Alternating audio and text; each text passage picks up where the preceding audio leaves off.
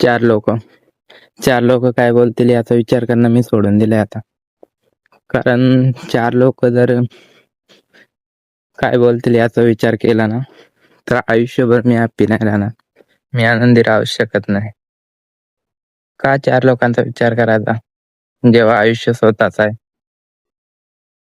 जगा ना, तुम्हाला जसं जगायचं तसं. चार लोकांचा विचार केला आणि जर आपण आयुष्य जगलो, कधीच हॅप्पी राहू शकत नाही, कधीच आनंदी राहू शकत नाही. ते चार लोक काय बोलतील, काय विचार करतील, हे विचार करणं मी सोडून दिलंय आता. जशी आपली लाईफ तशी आता. स्वतःच्या मर्जीने जगायचं, जे होईल ते पाहायचं, बस.